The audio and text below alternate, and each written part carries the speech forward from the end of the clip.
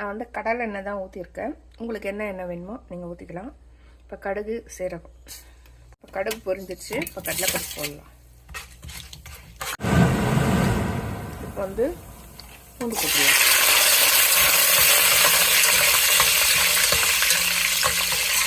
Next வந்து இது போடலாம், முந்திரி பருப்பு. வதங்கிடுச்சு. கொஞ்சம் இஞ்சி பூண்டு பேஸ்ட் போட்டுக்கலாம். பூண்டு போடுறேன், இஞ்சி பூண்டு பேஸ்ட் போட்டு அப்புறம் கருவேப்பிலை,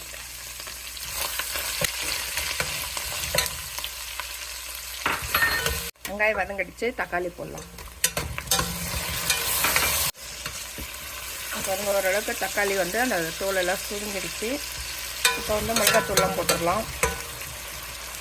இதில் வந்து 1 ஸ்பூன் மிளகாத்தூள், 1 ஸ்பூன் தனியாத்தூள், 1/2 ஸ்பூன் சீரகம், 1 ஸ்பூன் வந்து காஷ்மீரி சில்லி எல்லாத்தையும் ஒன்றா போட்டு வச்சுருக்கேன். உங்களுக்கு எவ்வளோ காரம் தேவையோ அவ்வளோ போட்டுக்கோங்க. இப்போ வந்து கொஞ்சம் தண்ணி ஊற்றிடலாம்.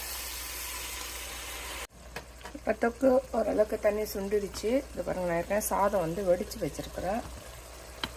குக்கரில் போட்டால் நம்ம வந்து கரெக்டாக அளவு வச்சு தண்ணி வச்சு ஊற்றலாம். பாருங்க,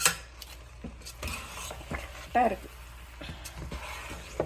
பார்க்கும்போது எப்படி இருக்குது, சும்மா அப்படியே கலர் தங்கம் கலரில் மினுக்குது பாருங்க.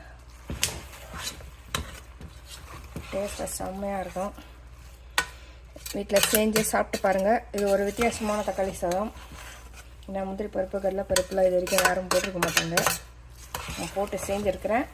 செஞ்சு பார்த்துட்டு எப்படி இருக்குன்ட்டு கமெண்ட்டில் சொல்லுங்கள்.